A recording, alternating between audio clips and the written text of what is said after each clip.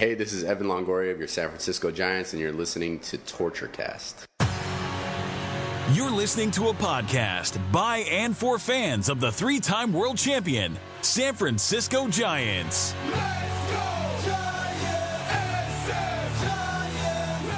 With hosts Chad King and Eric Nathanson. This is TortureCast.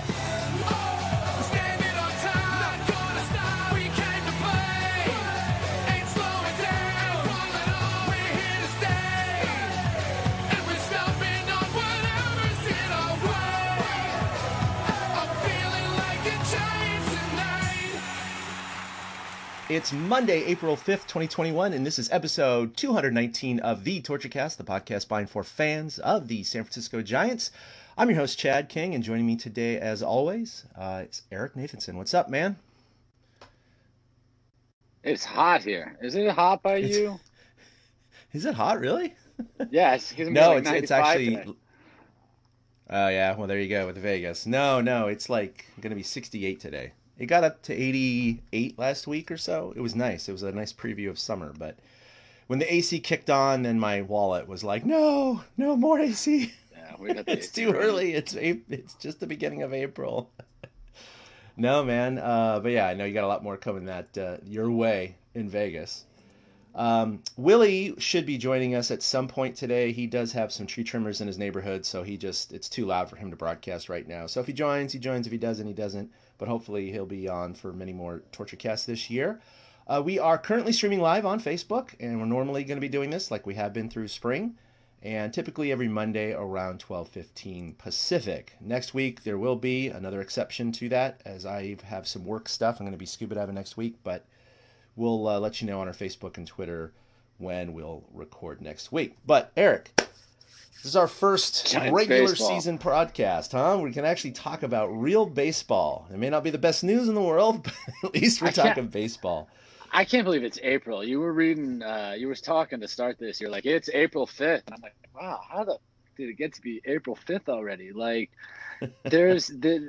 I don't know if it was spring training and being interested in it, but like past March went by a whole lot faster than the 2020 March. And I think baseball had a huge part to do with it. And it was just so nice to have the Giants on a regular basis again, become part of the rhythm of the day. You know, life, just everything seems normal when the Giants are the part of the rhythm of the day. And opening day was fun because it was opening day, and it was, for the most part, a fun game. And then things happen, but we'll get into that in a minute. So I'm just happy baseball is back. It's really kind of the thing we've been missing from our everyday lives, and now that we have it, we have some fun stuff to talk about. How did you watch the first game? Oh, actually, that's right. That's a good story, isn't it? Yeah. All right, we'll catch up with that and how you viewed that game, because I do remember now how that all went down. All right, so let's just get right into it. The Giants opened up with 3 in Seattle, one of the few interleague series that might have had something to do with the fact that they only had 3 games. There were a lot of other 4-game series. But regardless of that, they had a very weird off day yesterday on a Sunday, Easter. And there were other series that had off days, like on Friday. They started on Thursday, then they went Saturday and Sunday. Kind of strange. But they did drop 2 out of 3 in Seattle, but it really was the pivotal game 1 that decided who's going to win this series. Otherwise, the Giants would have taken 2 out of 3, and everybody would have been like, hey, the Giants are on their way. They won their first series, right? It's amazing how baseball is literally a game of inches, and just one bad game can kind of flip the script on the entire, opening weekend. It was frustrating. It was very frustrating, and so I guess to spoil it, Eric actually didn't see the meltdown occur live. To be honest, I think that's kind of a cool way to have that happen, to be honest. I went to bed. It was 5-0, man. I fell asleep. I was beat. I had a long day. I watched a lot of baseball. I'm not going to lie. I watched a lot of baseball, and it finally caught up to me. And it was 5-0. And I swear, I literally said to the wife, I'm like, they can't blow this. I'm like, this bullpen's too good. I'm just going to, steer into it and fall asleep, and I'm okay with that. It was the 7th inning. I mean, it was 5-0 going to the bottom of the 7th. I think that's when the Mariners scored their first run at the bottom of the 7th, and I didn't even see it. And so I woke up, Yeah. and I kind of rolled out of bed early in the morning. And I looked at my phone. And I'm like, wait, what? And so I watched the rest. You must have had a second look. Like, did they play doubleheader? Was this another game or something Yeah, like I, that? I I mean, did think that I looked at the wrong thing. I was like, how in the world did they let up 7 runs in 3? And then I found out 4 innings. Uh, right. but how could such a thing happen? And it was just, it's so funny because I would have been mad. I would have been yelling. I would have been waking people up in the house when they were Yeah. blowing it late in the game. And instead, I watched it by myself as dawn was breaking the next morning. And I got to just soak it in instead of, dealing with the emotions of the roller coaster of the game. Yeah. How did you view opening day? Where were you to watch this So fiasco? I watched the entire thing live. I would always step out every other inning or so and miss a couple pitches, just to go talk with the family or do whatever. But they knew it was opening day, and they were like, "Okay, Dad, go watch your baseball game." I had it on during dinner too, and they were watching a little bit of it. But they don't. To be honest, they don't really care. They care for me. They say, "Dad, did the Giants lose?" That kind of thing.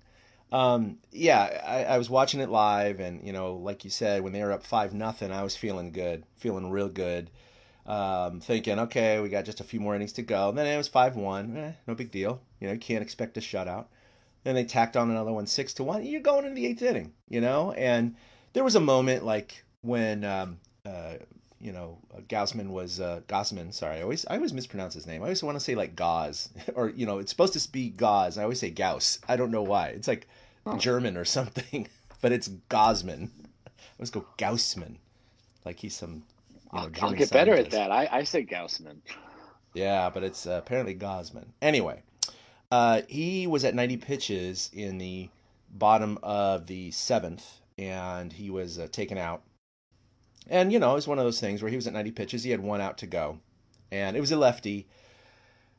Kapler took him out. I thought that was an odd call. It's not that big of a deal, but, he walked a guy and then ended up getting the next guy out. So it wasn't the end of the world. So there was no real damage done by that. It was just an odd thing. Now, I know a lot of people out there were like, why didn't Gausman go 8 innings? He could have gone a complete game and this wouldn't have happened. It's like, no. I mean, come on. It's 90 pitches. He probably would, been at 95 going to the next inning. You can't expect a guy in the very first start of the season to go 110. I mean, that's just not going to happen, guys. So I'm not blaming Kapler for that part. Unfortunately, you're strapped with the new rule from last year, which is, minimum 3 batters per pitcher. And I feel for Kapler and any other manager in that situation, because there are times where I think the manager and the pitching coach and really everyone watching on TV, that this pitcher doesn't have it tonight for whatever reason.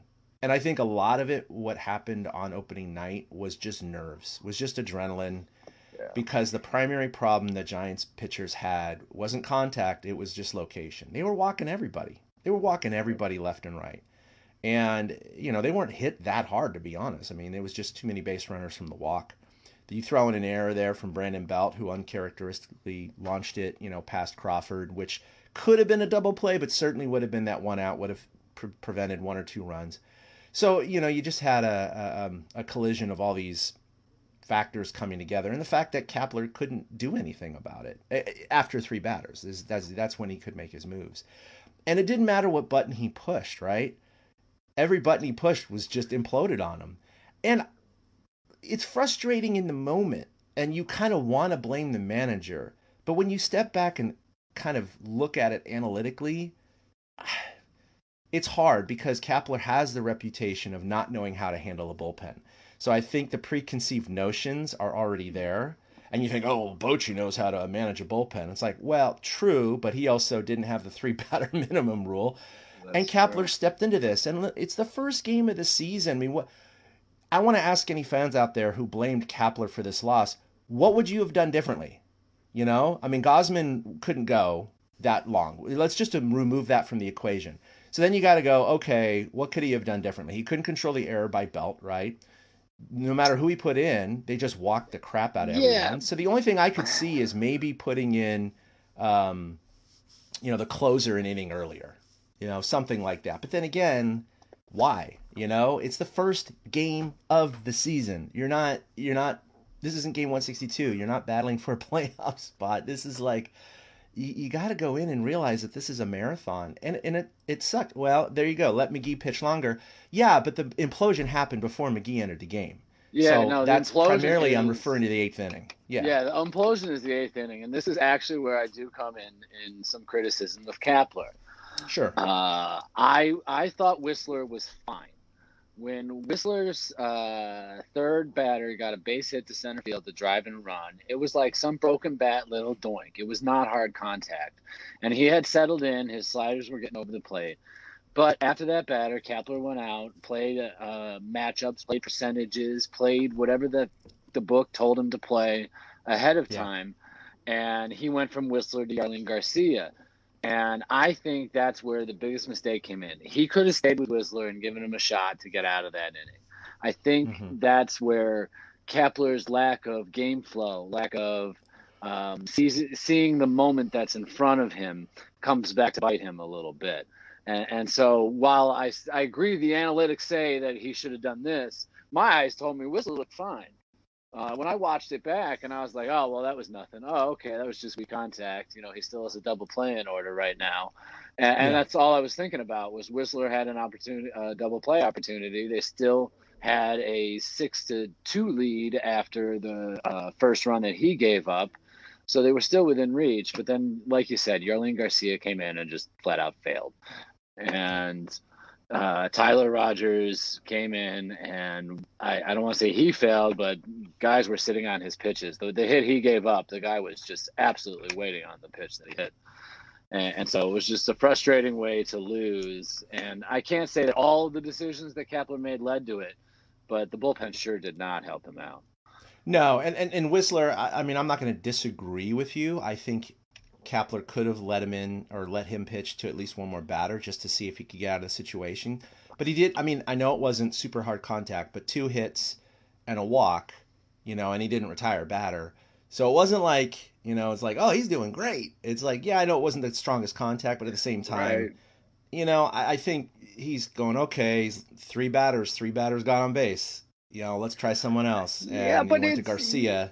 But you have I know to what you're wonder. saying about the eye test, about him locating and all that stuff. I get that part. I and wonder he if threw the 14 3-batter pitches. minimum. Do you think the 3-batter minimum came into play here? Do you think once a batter gets to once a pitcher gets to 3 batters, now they're inclined to necessarily change? Do you think that has anything to do with it? Because it's frustrating to think that Kapler's like, all right, we got him through the 3 batters. Now I can go make a move, instead of taking in the moment and seeing that it was just some weak, contact. Yeah. I mean, it's really possible. I just watching this implosion and just knowing I've always hated the rule. I can't stand the 3-batter rule. I just think it's an artificial construct, and I understand it's supposed to shorten games and all that stuff. But now managers are forced to do this, and it sucks, it lengthened and I don't the game. like it. What's that? It lengthened the game. Yeah, I see what you're saying. It definitely can lengthen the game, ironically, because if you throw a guy out there and he doesn't have the stuff, but you got to leave him in for 3 batters and he walks all 3, that's lengthening the game. It's totally true. I mean, when Yarlin Garcia came in, and what did he do? He walked 2 guys, didn't he? Yeah, Yarlin Garcia. Yeah, he walked 2. Yep. And he only got 1 out, and he gave up 2 runs. I mean, I struck out 1, walked 2. Yeah, then Tyler came in and gave up the double right away. And then you had the ground ball by Belt, and he muffed that. So I'm not going to pin it on Rogers either. He gave up 1 hit, got 2 outs. No. And then McGee had a clean 9th, of course. And then, Dickerson came up and obviously gave us a little bit of hope with the game-tying solo shot in the 9th. And then Jose Alvarez, look, he's a pro. This is his 10th season, right? He's had some very, very good, solid years. And so, again, I think I'm going to chalk this one up to just nerves. He's coming out in the 10th inning to tie game.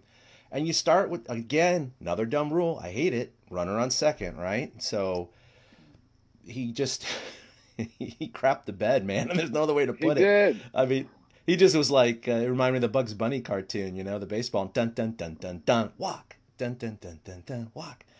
So, he walked 3 guys in a row, walked in the run. I mean, the Mariners didn't need to do anything except just look at pitches and not swing. I mean, you and I could have been credited with game-winning RBI. I wonder if that's the first time that's happened since this rule got instituted, where a guy came in and just immediately walked 3 guys. Like, didn't get an Yeah, that out, was really didn't weird. retire better. I mean, he just immediately walked 3 guys. And he wasn't even close. I No, he agree. wasn't even close. It was so No. frustrating. Once he was on the second batter, you're like, damn it, they have to keep this guy in for another batter. Like, 16 pitches, 4 were strikes. oh. That's I mean, not I'm with good. you. I'm with you. Nerves play part. You know, these guys are human. They are playing a game, and they do have their own emotions that run through their body, and adrenaline's a funny thing sometimes. And if It you is. can't find, as a pitcher, if you can't find your release point, then you're screwed. And it seemed like Alvarez didn't know where the ball was going at all. And you just chalk it up to nerves. And sorry, bud, that sucks. You know, and it sucks that he was put in that position, because who knows? Maybe if he had loaded the bases with walks, they could have gotten a double play, like get somebody to play, like a 1-2-3 double play or something like that, and they could have gotten out of the inning. But because, like you said, they had that stupid rule. Both those stupid rules burned the Giants in the home opener, the 3-batter and the guy on second base. And it's a shame, but that's baseball in 2020, and we just got to take it. Well, that's the bad news out of the way. But the good news was, my God, the Giants' power surge, hitting 4 home runs. And I got 3 consecutive home run calls because, chicks dig the long ball, right? So here we go. Here was the first one. Posey, who's hitting 7th. The numbers from the 2019 season. Buster hits a high drive to left. It is out of here. Wow, maybe he's not happy hitting 7th. Well, he just got an RBI, knocked himself in. And it's 2-0. Well, they tried to go in a 3rd time. They missed twice with fastballs on the inside corner. They tried to go back in there again, and you see look at the location of this pitch. Just a little bit of a I mean, I'll be honest with you. That's a pitch that I'm getting way up on the fists and grounding out to third on. His signature swing has always been. No, it was beautiful. He pulled his hands and it's fine, because when Buster's going good, he goes to the right side. So it actually is a great sign to see him pulling the ball like that. Yeah, for sure. All right, and where's my other button here? Apologies for the technical issue real quick. Things are moving around here. So then we had, of course, old man Evan Longoria, who also is experiencing a bit of a power surge as well. And I have him here. Oops, I think I didn't keep the audio. Oh, no, this is Dickerson. My apologies. So for those on the audio podcast, if you ever want to check us out on Facebook, we'll be going live every Monday. We do play these videos from time to time, so please understand I am trying to get this up right now. Sometimes things don't always cooperate. I got multiple things to click. Technology, it saves us, but it also... It's very true, isn't it? Well, yeah. We wouldn't be able to do this with... Yeah, that tab disappeared on me, so I'm just going to go ahead and not play that right now. That's all right. We'll get back to it. So anyway, Longo, of course, went deep, and then Alex Dickerson in the 9th inning, of course, tied it up. And then Austin Slater mixed in a home run there as well. So you had 4 home runs right off the bat for the Giants. So that was kind of the good news going in. So position-wise, hitting-wise, Giants were on track. Game number 2. Giants actually did bounce back, which is nice to see. They didn't let the night before. I've been watching Ted Lasso recently. And there's this great part where one of the football players on his team, is really bummed about how he played. And he goes up to him and he's like, "Are you familiar with the goldfish?" And he's like, "No, what are you talking about?" "The goldfish has a memory of 10 minutes. Be more like a goldfish." And it's true. It's like you just got to forget, the previous night, the previous at-bat, the error you make, the bullpen implosion. You got 161 more games. And so they did. They did very nicely. Obviously, Cueto pitched adequately enough to keep them in the game. Their offense was solid once again, and they ended up, taking that one 6-3. And the bullpen actually shut it down, no runs after Cueto exited the game. So I don't know what kind of thoughts did you have from that game. It was really, really good to see that. I thought adequate is a great description of how Johnny Cueto pitched. He lost it there for a couple innings. Yeah, that's all he was. He lost it for a couple innings, and he didn't know where the ball was going. And then he recovered. And I was a little surprised to see him get sent out for another inning, and then he got the ground ball double play, and he actually looked in control at that point. So, again, I was surprised that Cap didn't just leave him out there for another batter, but apparently the plan was to get, who did he bring in there? Peralta in a situation like that, so he brought him in. But it's great to see the offense clicking. This is what it is. This is what's going to win them ball games, is this offense. And when you see guys like Longo, I think he went the other way again, and Posey was able to hit a homer. Posey's swing looks beautiful. I was complaining that he looked like he had no lower body left, and his lower body has been in these swings. It's probably has a pretty good idea of what he wants to do. Devil. And that swing at the first pitch as he drives this one to center field and out of here. I think he's got a pretty good idea of what he wants to do. And that's lay on that first Brooks, pitch. You're right. No players hit more home runs than Buster Posey this season. He knows when he's got a good swing going. Technically he had correct, one going I guess. last night's ball game, came to the ballpark today and says, I want in. Very nice. And he hasn't even played all the games. Yeah, Posey, you can see his swing. Yeah, you can see his swing now with his bottom half is staying planted as his top half torques. It's beautiful to watch. It stays there. I really hope it stays there, Well, the curiosity is I'm curious to see how much he plays. Like, I'm curious to see, they had a day off yesterday, so I'm curious to see if Posey plays tonight or if they throw in Casale against the lefty. Right. And then Evan Longoria, of course, I missed his game 1 home run. Here's his game 2 home run. Fastball sorry, this is Solano. Fair ball down the left field line. Wrong tab. And it kicks away This broke from a Fraley. 3-3 tie. 1 run scores. Yastrzemski coming in. He's going to score. And Donnie Barrels does it again. 3-hit night for Donovan Solano. And that's my batting champ. Right. I think Giants fans were That's pretty right. excited to see Solano step into that opportunity, and boy, did he capitalize. They tried to sneak a fastball in. Well, they're inside. Look at that. That's Boom, not just a pulling bad those pitch. hands. I mean, that's mid-90s plus with 2-seam movement on the hands, and he just simply digs it out. Yeah, That's that was why a beautiful piece of hitting by Donnie. He's figured something out. He can get to the pitch. I mean, he gets base hits on those low and away pitches too, and he just has amazing bat control. It's like if Pablo was shorter and skinnier and younger. Younger and more athletic. And never mind. Speaking of Pablo, by the way, he comes up and he hits a two-run home run pinch hitting in the Braves' first game. So that was good for him. All right, I keep neglecting Longo. Here's his second home run of the year. Longoria hits a high drive to right. It is out of here. And this game is tied.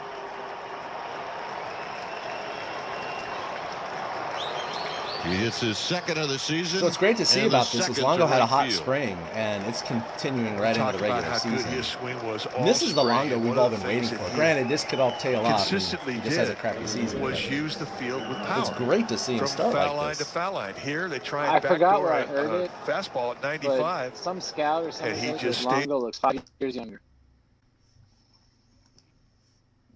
What was that? He can hit. Longo looks 5 years younger, according to some scouts I was reading about. And so if he can keep this production up, hearing Kipe go, it's a high drive to right. That's what we want out of Longo this year. Yeah, Oppo, baby, for sure. And by the way, it's got to be awkward for them. I mean, I'm sure they're happy to be broadcasting games again, but they're broadcasting from Oracle Park, and they're watching TVs, kind of like we are. It's an odd way to watch a game. Hey, by the way, they missed the cameraman missed that one home run. Who was it that hit it? Was it Slater's home run? I think and the camera was like bouncing all around. They didn't cut to the right camera. The camera couldn't track the ball, and you could just hear Kipe hanging in the breeze, man. He was like, and yep, it's out of here.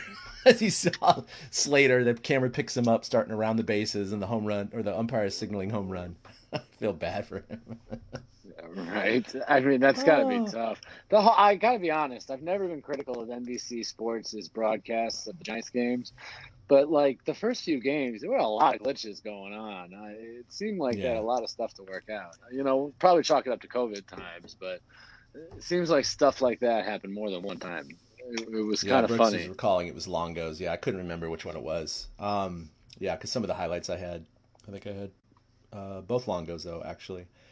So anyway, they cap out game 2 6-3, and you're thinking, man, they should have won the first 2 games of this series, but alas, they tied it up. They had the rubber game on Saturday, and unfortunately, just the offense was not there. It just wasn't there. They got blanked 4-0. Logan Webb was not horrible. He was okay. He kept him in the game per se. 3 earned runs and 5 1/3. He had a 0.53 ERA for the spring. We know that wasn't going to continue, but he looked really, really dominant, and that was really promising to see. So I actually ended up picking him up on my fantasy team near the end. No one was picking him up, and I was like, you know what, I'm going to take a flyer on him just to see how, he does. He's young, but, with that new changeup he has that's been dominating in spring, I figured, it's worth it, I mean, he's still got 5 strikeouts and 5 1/3 innings. He did give up 7 hits, but another stat I saw was he had, I believe it was 10 swings and misses, like third most in his career for any game, and he only threw 5 1/3 in this one. But 3 walks was a problem, and he just seemed to have location issues. Yeah. No. And it was one of those starts where he did keep the team in the game, but Kikuchi of the Mariners turned out to be this like wonder pitcher. Like they were talking about it on the broadcast, like he was throwing mid to low 90s during spring training. And all of a sudden this guy comes out blowing like 97, and the Giants hitters looked like they did not know what hit them. They just didn't see what was coming. And you could tell early on it was just one of those games where it was going to be a struggle for the Giants to score runs. And they did. And that's, going to happen when most of your offense is home runs, like it has been for the Giants so far. Yeah, in fact, they interviewed Webb after the game, and he says, quote, "I feel like most teams are probably going to be looking for that pitch," and he's referencing the changeup. "I've just got to execute better. Those 3 straight doubles. The Trammell one wasn't too bad, but the other ones, I can't leave them up that far. When you get to 2 strikes and you leave a pitch kind of middle, it's frustrating. It's something I'll work on." Out of his 97 pitches, 35 were changeups, and that's the third most he's thrown in any of his 22 career big league appearances. And he says, quote, "I'm going to keep throwing it. Now it just comes down to executing that pitch. I feel like I do have pretty good control of that pitch right now. I think I got just a little too happy with it." That's an interesting word. The second time through the lineup, maybe I'll mix in a different pitch, but it doesn't necessarily shake my confidence in that pitch. I'm going to keep throwing it. I'm excited to keep throwing it. Yeah, it sounds like he still has all the confidence in his changeup. When he says he got a little happy with it, you only get happy with a pitch when you feel like it's clicking. And so, I mean, for first outing after a spring like that, it was definitely below expectations, but personally, it does not hamper my expectations of Logan Webb going forward. I mean, do you think that this is any indication of what he's going to be this season, or do you think he'll continue what he showed us during the spring? Yeah, I mean, I think during last week's season preview, I was, hoping for like a 4.5 ERA for the year for him, something like that. Didn't you predict him to be the ERA champ for the team, or am I mistaken on that one? No, I believe so. Yeah, I think because I'm high on Logan Webb. I also have the utmost confidence in his changeup, like he does. I'm looking now to see if I can see it. I also have I said Webb at 3.5. I also have the utmost confidence in his changeup, and I think he'll be fine. He's still learning, so there's gonna be flashes of brilliance, and there's gonna be other things. And Brooks honestly just made another good point. Webb was pitching to Casale, and we haven't seen him pitch to Posey yet. Yeah. So you got to wonder how he does with Posey back there behind the plate steering the ship.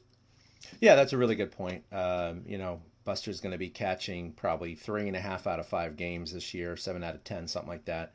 So, you're going to have spot starts that just, the pitcher's going to miss that. And obviously Cueto had a hard time with Bart last year. He definitely wants to be with Posey all the time. They didn't have Posey at all last year.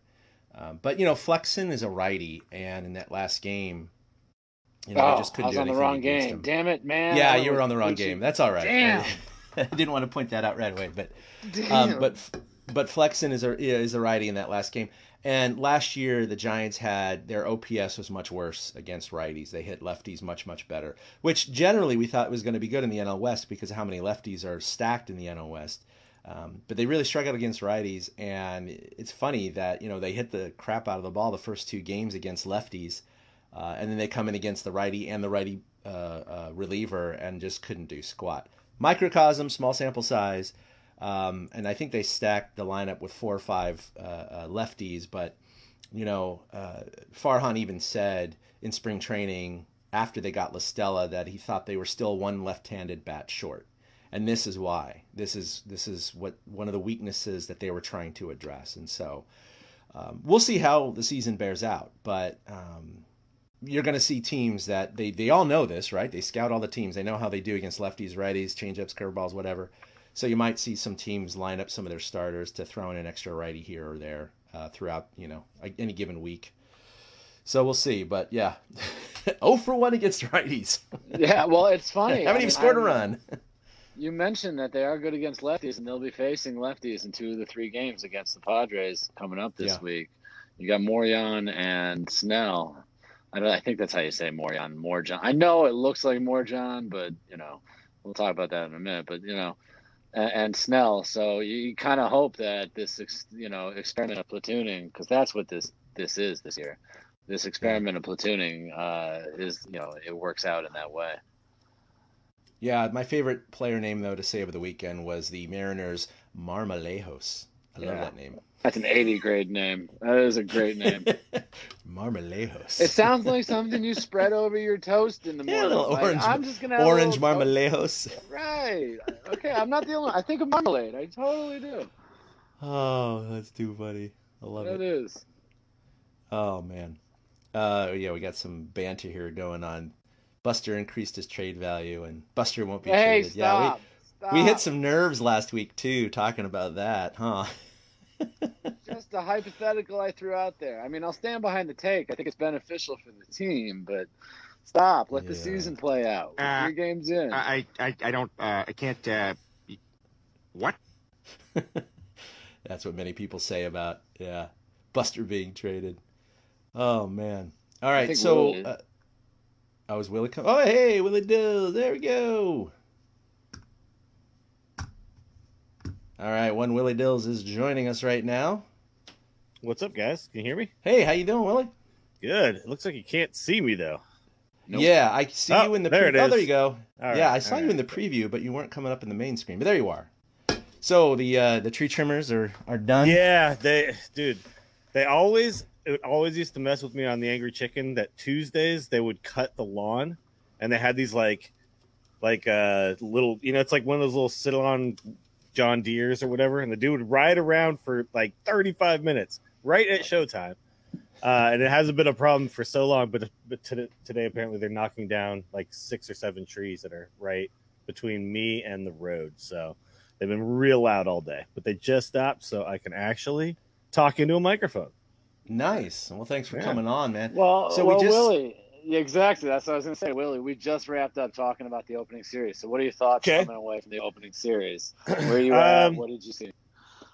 Well, coming away from the opening series, I definitely felt like we saw what I expected to see as far as our strengths and weaknesses. The game we lost 8-7, it was funny. Like I was, on the last show, I said, we're going to see a lot of losses 8-7 and wins 8-7. And when, what was funny is there was a point there where it was 7-7 and I was like, hey, we could be the 8, but no, that didn't work out that way.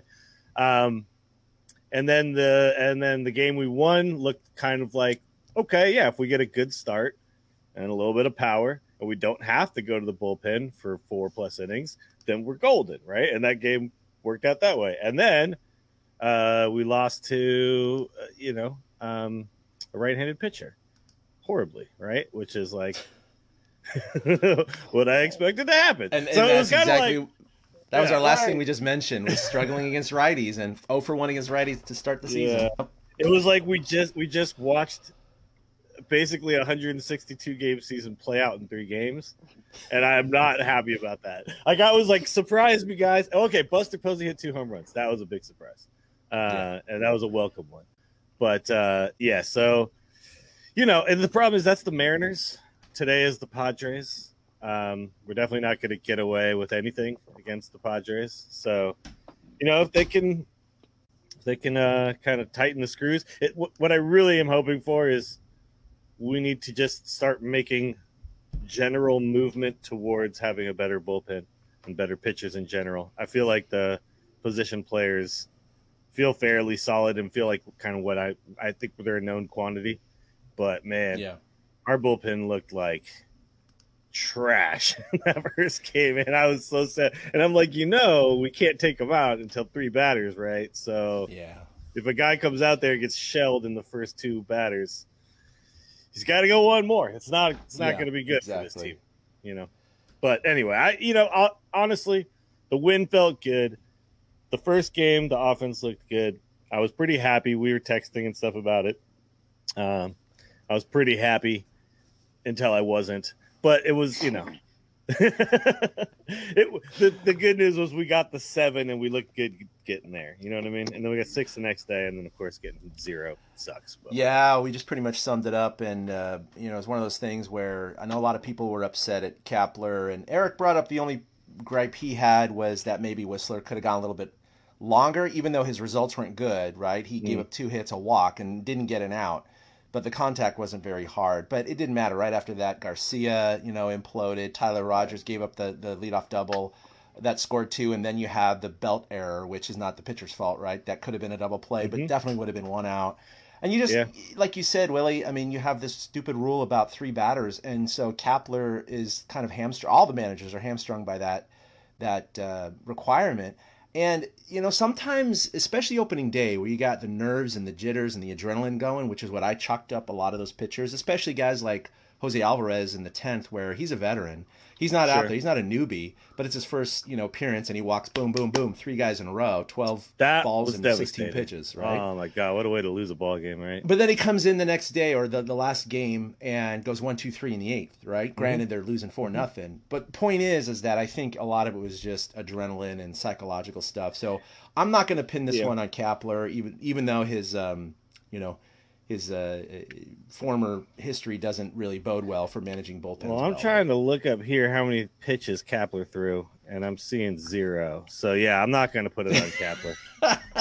It's Kapler's fault that Alvarez threw 12 balls. It's like, he's a veteran. It's his 10th year. He's a good pitcher, It happens, right? Like, honestly, like he was going to the well, and the well was dry every single time. Like, the biggest decision, I guess, is taking Gausman out when, he probably could have worked out of that fine. But I don't know I don't remember what the pitch count was. So well, see, he was we talked about that too, and that was at 90 pitches, first start of the year. I think he could have gotten the last out, but he wouldn't have pitched into the 8th inning and gone well over 100 pitches. So the 8th inning could have happened no matter what, even if Gausman, pitched that. So it's like, look, Yaz, we'll get to him, but he's 1 for 13 on the year, right? And he's been out there for all 3 games. Are you going to blame Kapler for throwing him out there? Oh, he went he went 0 for his first 8. Why is Yaz starting again? You got to bench him. Oh my God! It's the same thing with the pitchers.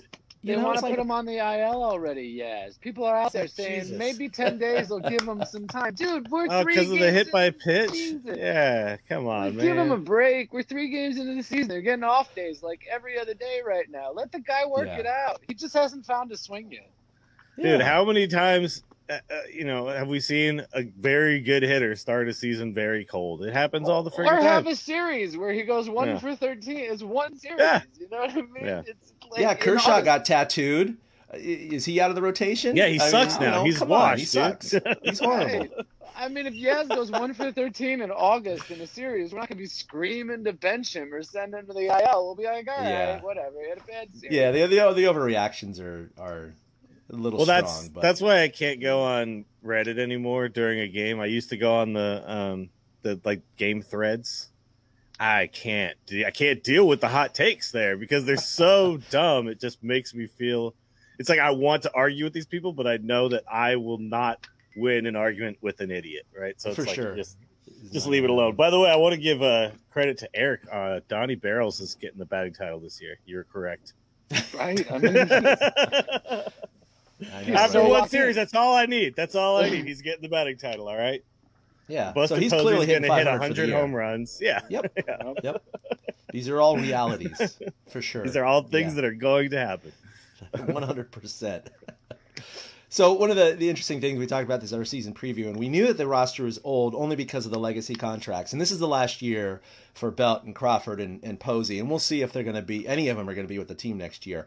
But as of right now, according to Elias Sports Bureau and Stats, their opening day roster had an average age of 30 years and 317 days. That is the second oldest roster in the majors.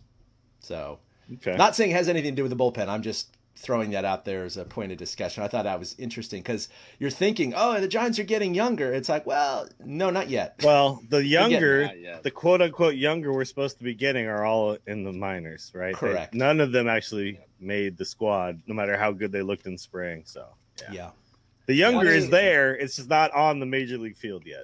2021 is not the focus. And that's why it's okay to still have a roster that's 30 years old. Because like you said, not only are the younger in the farm system, they're in the free agents that they're going to go sign after they get Crawford, Belt, Posey off the books, Cueto off the books. I feel like we have to list them all every time we talk about it.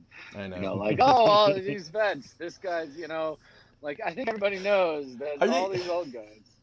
I just picture this meme of like, it's the Giants airplane, and we got parachuters in line, and we just got like Posey, Belt, Crawford, Cueto, and they're all lining up. We're like, all right, it's almost time for you to jump. We're almost there. All right, go. Right. Land safely. Yeah, but we love you still. Exactly like we'll always buy you a beer in San Francisco. Oh yeah, you're just too old now. It's okay, but we still love you. Absolutely, we'll continue to love them. All right, so we brought back a little episode called "The Good, the Bad, and the Ugly." So just real quickly, we've already touched on some of these guys, but man, power from the vets, Longo and Buster, 2 homers each. They're clearly both going to hit 100 home runs this year. Yeah, and like you just said, Donnie Barrels, 7 for 14 on the young season, so he's definitely going to hit 500. But I love this. I mean, this is fantastic. See, who expected Buster hitting 2 home runs in the first 2 games? That's crazy. I expected like 5 home runs from him for the season. Right? He's already at 2. I thought getting to double digits was going to be, possible, but geez, like he hasn't been a power hitter for a while, and those looked good too. I mean, the one to right center, that was impressive, man. I wasn't like some Ohtani type stuff, but that was, I mean, he looked good, man. He looked real good. So he looks like he's turning on that hit pretty well. The bat speed seems there. So maybe I was wrong about spring training. He was just holding back. He was playing the long con. Said the same thing before you came on. Said the exact same thing. It's good to see Posey be Posey again, isn't it? I thought 8 home runs would be like pushing it for him this year. Yeah. Now I'm like, well, he should have 8 by the All-Star break. Yeah. There you He's go. gonna get 8 in April, dude. I'm telling you. It was good to see. Yeah, both home runs were very impressive. I mean, the first one, it wasn't as far as the distance. It wasn't it was just to left field and not too far over the fence. It was the fact that the pitch was well inside. It was on the inside corner, and he turned on it. And like you said about his hip, that was healthy to see, right? I was joking. That's where I get jammed and ground out weakly to third. He was able to throw his hands out early and turn his hips. And then the second home run was just beautiful. It was to right center. And you got to have a lot of power. And we know Posey can go opposite. When he was healthy, he drives it for power, just like Longo has. But, it's just really fantastic to see. And Longo carried in the hot spring into the the season. So we'll see what he does at age 34. But, man, wouldn't that be awesome to see Longo, like, go for 25 or 30 this year, and Buster somehow. Well, he almost had another one. He got to warning track like a foot away, and it looked like he thought he had it. And I guess on the third day, was it Saturday? I guess the weather had changed a little bit. Maybe the wind was blowing in, so maybe he thought that was the same as the opening day ball he hit, and it just didn't go out. So it looks like he's swinging the bat real confidently. And a lot of guys are. I mean, obviously, when you put a guy in the second hole and then he goes, what was it, 2 for 13 or whatever? He's 1 for 13 now. 1 for 13? Yeah, that's gonna make your offense sputter. But the fact that we still were able to score 7 and 6, the 0, whatever. Sometimes that happens, but that's a pretty big when a big key piece is slumping that badly. So yeah, the old guys looking good, man. Yeah, good. All right, the bullpen. We already touched on that, but just statistically speaking, 8 walks in 5 2/3. So I know that was all clumped up in the 8th and the 10th inning of Game 1, but whoo, boy, it looks ugly right now. It's funny when you sort the bullpen stats for Major League Baseball, and I know this is only 3 or 4 games. It's funny. It's no way this is going to be the trend, but it's funny to see like the Giants' bullpen ERA is over 7, but it's actually only like the 6th worst in the major leagues right now because like Texas imploded. Even the LA bullpen isn't very good right now. But the batting average against is actually just over 200.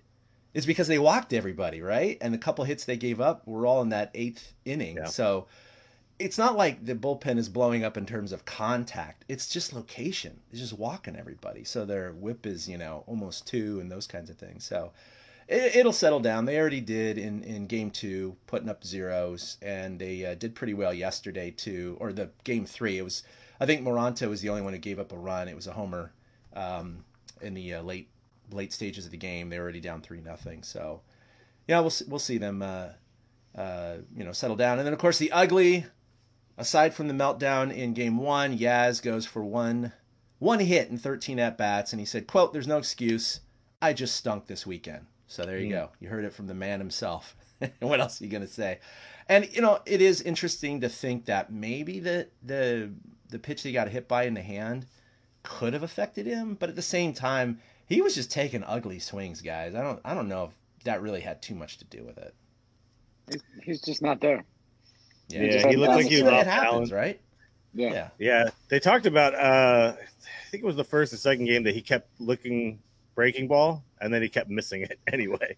Like he was sitting on the breaking ball and then he was either fouling it off ugly fashion or he was just striking out on it, just completely whiffing it. So he seemed to have an approach that wasn't working for him. And, that could just be he's a little out of sorts. That could be he got hit by a pitch and it sucks and whatever. And it could, you know what I mean? It could be lots of things. But I feel like at this point, we've seen enough from him to not be worried about one bad series. So. Oh, yeah. No, I'm not going to get too worried about it yet. All right, so let's talk about Giants games this year. They went on sale. Individual tickets have gone on sale. Some are still available, actually. I just checked this morning. You have to have a COVID test or a vax, right?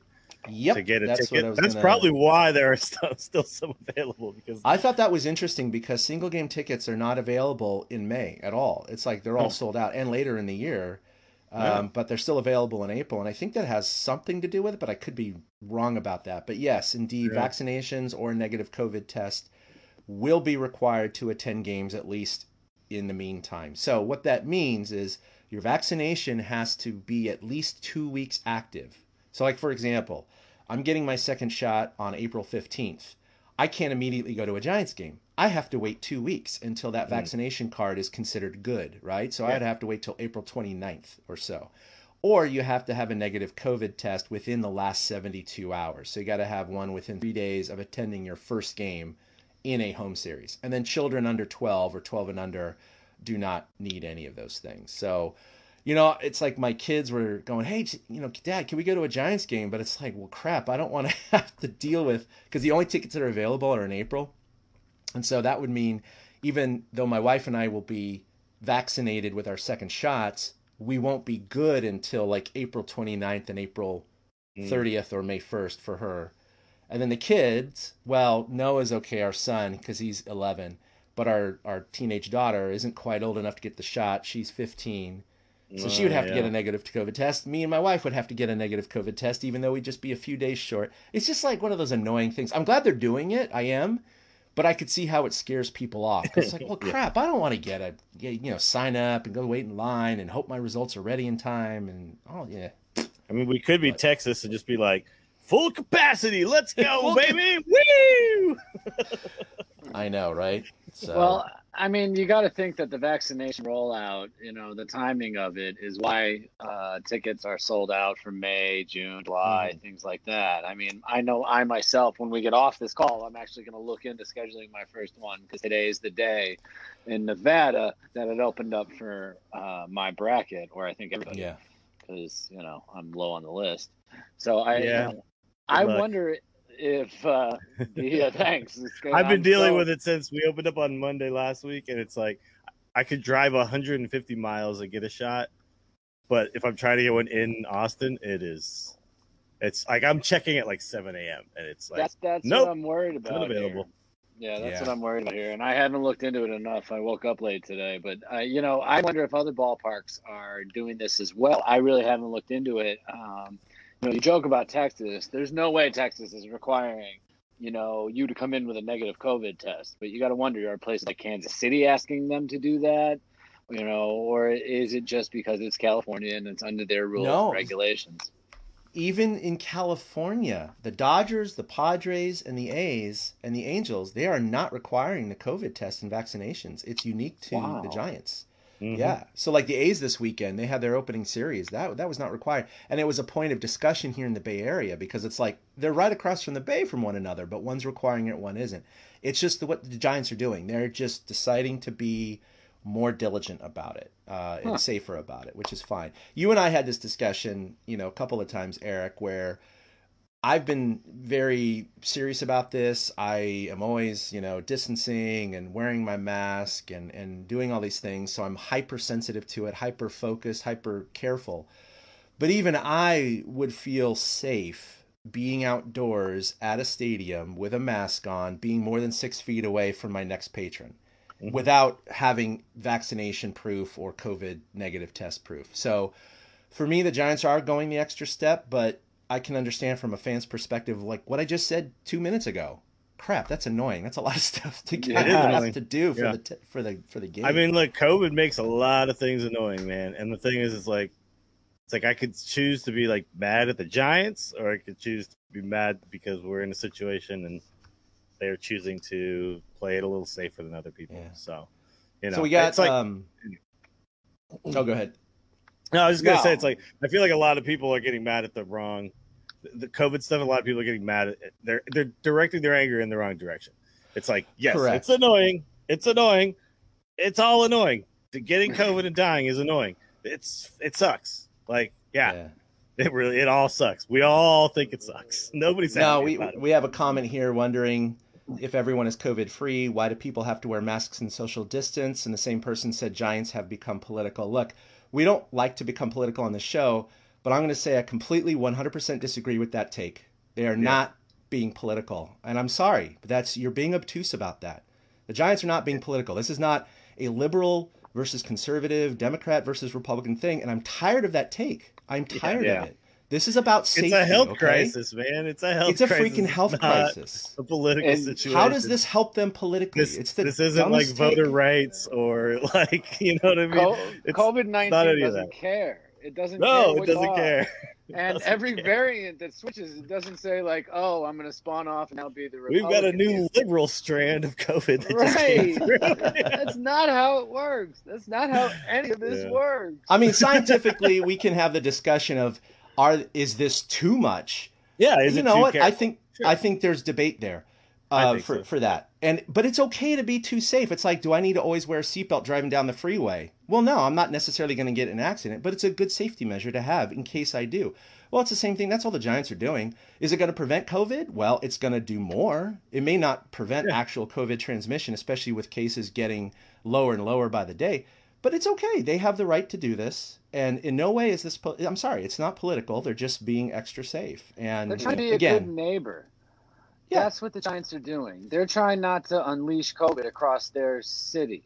They're trying to make the gathering place a safe place so that people don't have to worry about it in any way, shape, or form. And it's annoying. You can just come and enjoy a baseball game, right, if you're there. Right. So. It's annoying, but it's like you said, Willie, it's all annoying. Yeah. And by the way, the same person says, if everyone is COVID free, well, I'm going to stop you right there. Not everyone is COVID free. That's clearly not the case. So I don't know why you think and even if you tested 3 days ago COVID free, that doesn't mean the 72 hours that you didn't pick it up. This is very reminiscent of the conversation that we had in the MGA, the Mediocre Golf Association thing that I run with my buddy, where we decided not to hold our World Championships. And it was like, well, we probably could find a way to do it if we had everybody like show up and get tested when they showed up and do all this stuff. And there'd be a lot of cost to it, but we could still do it. But at the end of the day, we just both looked at each other and said, like, if somebody comes, gets sick, and then goes home and takes it to their family, can we live with ourselves knowing that we allowed that to occur? And if you're the Giants organization, like, you have to have that conversation, right? So that's the conversation, not I voted for this guy and you voted for that guy, therefore we disagree about COVID. Like, I don't understand how that narrative got started, but it's silly. It's really silly.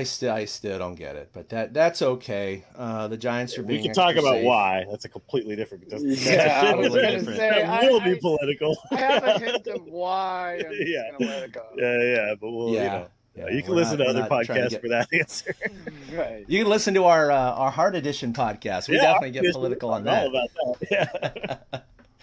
Yeah, at Heart Edition Pod on Twitter. We'll talk about it in a second. Mm-hmm. All right, well, let's move on. Let's talk about around the league, some notable performances and interesting things around the league. Shohei Ohtani becomes the first player to pitch and bat second since 1903. So that was pretty cool. And he now owns the fastest pitch and the hardest hit ball in the majors in our very short 4-game season so far. He did that all within a span of an inning, right? Yeah, and he did it all in an inning, yeah.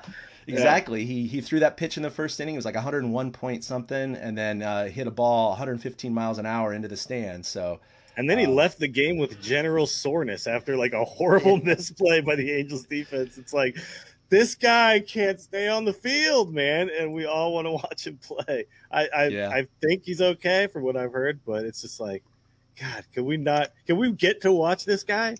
Please, can we all just get to watch him? Like, Orange Jesus out there, like the baseball injuries. Stop taking Shohei Ohtani off the field. I know. No, it was cool to see, because every time he's pitched, he doesn't hit previously. So this was the first game in which he hit and pitched in the same game. So we had a friend, again, from our other podcast that Willie and I do, that isn't much of a baseball fan, but of course in Heart Edition has become a baseball podcast. We keep joking. It's a baseball podcast. So he's actually starting to watch some baseball, and he's texting us all last night. He's all, oh, this Angels guy just ripped it out. Oh, this Angels guy. And I was like, dude, it's the same guy. He's pitching and hitting. Oh, that's cool. We're like, no, it's really rare. It's crazy. Like, this is like a really rare thing. So it was pretty fun to see I was a casual confused. fan watch it. Did he think that, like, this is just how baseball works? Like, everybody plays both sides, right? Your shortstop hits, so the pitcher hits too, right? It's like, wow. I was like trying to make a comparison that would work, and I used it's like the star quarterback is also your star cornerback, but I don't know if that's really true here. It's like I'm trying to figure out because it's like a pitcher doesn't hit because it's so specialized. I guess it would be like your kicker being your quarter. I don't know. It's hard to figure out what that one-to-one comparison is, because it's just how specialized pitching really is. How much time and effort you have to put in, and how much it takes out of your body too.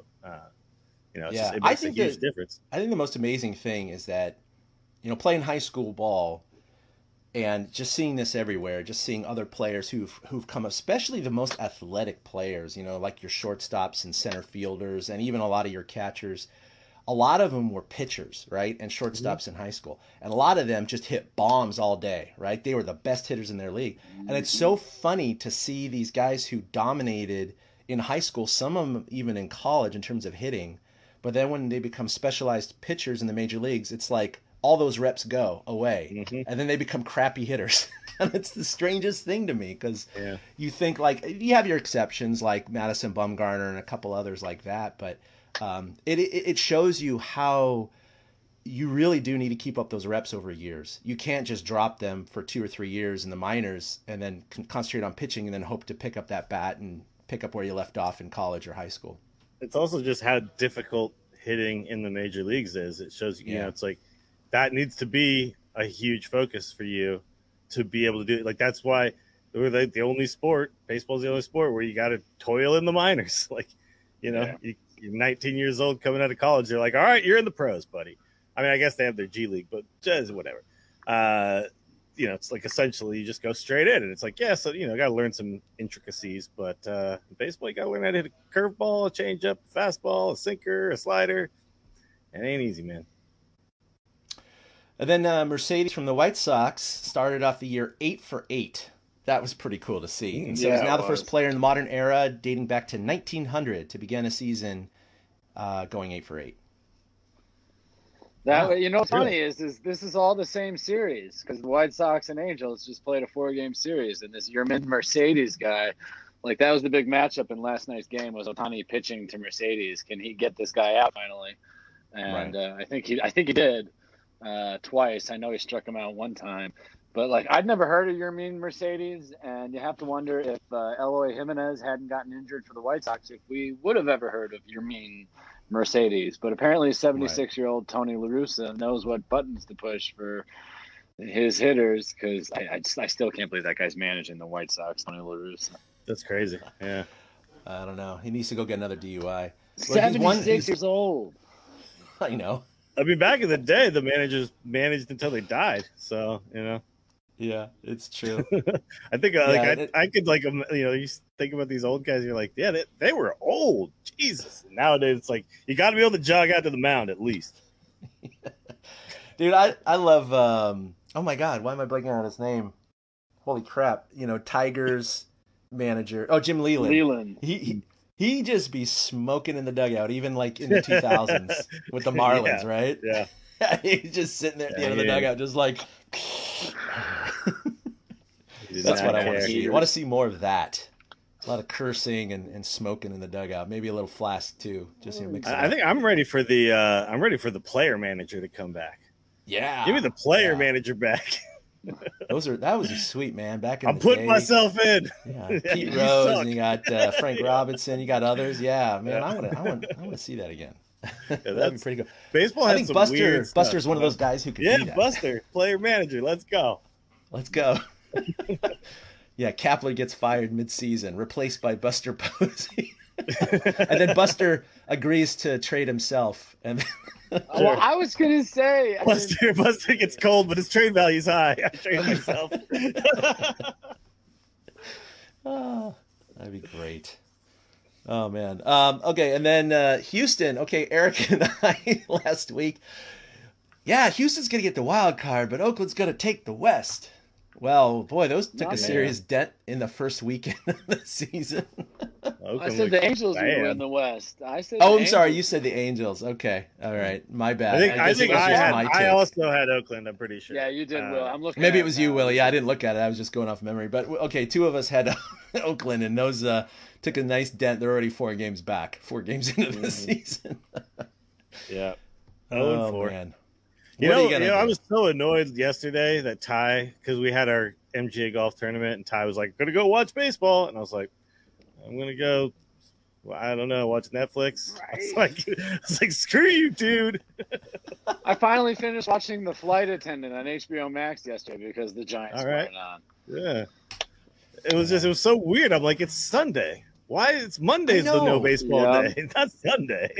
I think this is the only Sunday, right? Aside from rainouts, that we're gonna have this. This is like it's the weirdest day to not have. It's the only time I can ever remember it happening. Chad and I were talking a little bit pre-show, and I wonder, because there was 3 series between teams from the National and the American League, and playing each other, and each of those series was only 3 games, but like they weren't off on Sunday in Milwaukee, but they were in Miami and Seattle for some freaking reason. Like maybe they. Maybe they gave them a choice which day they wanted off, Friday or Sunday. I mean, at the time the schedule could be. Yeah. Right. Some of the interleague series, they're not going to go 4 games, right? They're going to go 3, and they're like, "Which day do you want off?" I don't know. Sunday, sure. Easter, whatever. Oh yeah, it was Easter. Yeah, I just don't think about Easter ever. It's just not. It's not on my radar of like a holiday I care about. So this is very, very odd. All right, so coming up, the Giants start with 3 in San Diego tonight. In the order for the Giants, we have DeSclafani, Sanchez, and then Gausman. And that last one's going to be fun because that's against Blake Snell, so we'll see how that goes. And then they're going to open up 2 days after that on Friday against Colorado and have a 3-game weekend series. So that's what's going to be on tap before we're back sometime next week. What are you guys looking forward to most about the San Diego series, one thing that we forgot to mention at the top of the show is the fact that, okay, the Giants are 1-2, whatever, it's the first series of the year, but just as predicted, the Padres and Dodgers are already off to a rip-roaring start at 3-1. Mm-hmm. Honestly, I want to watch Tatis hit. I hope he doesn't crush us, but I enjoy watching the guy. I hope Machado doesn't do anything. And, I hope our old guys keep their bats alive. But, I'm expecting us to get shelled in at least one of these games. Hopefully none of them, but probably one and possibly all three. But I don't know. It's going to be hot. It's going to be possibly all three. I really hope it's not tonight's game, because tonight they face Morion, and then tomorrow they face Darvish. So I'd rather that they don't get blown out in a Darvish or Snell game, and maybe they could win one of those. It's funny. We talked about it. They're 1-2, and they hit well against lefties and not against righties. Well, if that bears out, they should hit Morion and Snell and lose to Darvish. So, maybe they can somehow squeeze out 2-1 this series because they do match up better. This is exactly why the lineup is constructed, how it's constructed for these kind of series right here, is to have, we're facing left-handed starting pitching within the division, which is exactly what Farhan built for. So I'm looking forward to just the whole series. Like, I want to see if Hosmer, too, can keep it up. The guy's batting .636 through 3 games. Granted, that's 3 games, but he's 7 for 11. I thought Donnie Barrels at 7-14 was pretty damn good. He's so I'm looking at the against for the starters. Hosmer only batting 205 at bats, so 1 for 5 against Desclafani. So there you go. He's going to get him out. I'm telling you. That's good. I like that. Yeah. Actually, nobody really lights him up so far. Actually, no, never mind. Tatis, 1 for 2 with a home run. It's always funny when you see these stats like 1 for 2 with a home run. It's like suddenly it's 2 for 3 with 2 home runs. You're like, yeah, okay. Ownage is ownage, as Kuiper loves to say. Or ownage is ownage, no doubt. All right, so good crap coming up. So that's going to do it for episode 218 of, or is this 219? This is 219. Yeah, 219 of the TorchCast. You can follow us collectively at TorchCast. Like us on Facebook, where we'll be streaming most of our, if not all of our episodes right here on Facebook Live. You can follow us individually at ChadK21 for myself, at 2OutHits with the number 2 for Eric, and at Willie Dills for Willie Dills Gregory. You can also check out our new podcast that I do with Willie and 2 other guys over at Hard Edition Pod. We record generally every Tuesday night, so it's usually up sometime every Wednesday. Eric, you got anything going on? Yeah, I'll again pimp Giants Chatter, the Facebook group. We're doing a live preview of the Padres series in like an hour. And also, I will be a guest on the Splash Hits podcast, the UK Giants podcast. We're recording tomorrow. So I'm assuming because it's tomorrow night for them, it'll go up Wednesday morning. So I'll make sure to tweet out that link and share that. Do you drink tea and eat crumpets or something during that one? Or is it, I'm going to stick to my coffee and well, maybe I should talk with a Cockney accent. Oh man, I can't try. I was in a play in high school and I had to talk in one of those accents, and I stunk. In the United Kingdom, everybody has to bat from the left side. That's pretty good. I like that. I might steal that. Use it. Yeah, go for it, man. That's all you. All right, Willie, I know I mentioned the show, but you got a lot of other things going on right now.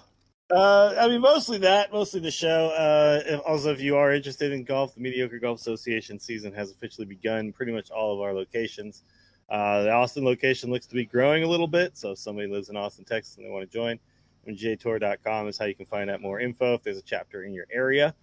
And it's really good to have that back. Shout out to the Reds and Cardinals for brawling and making baseball feel like it's really back. Castellanos, man.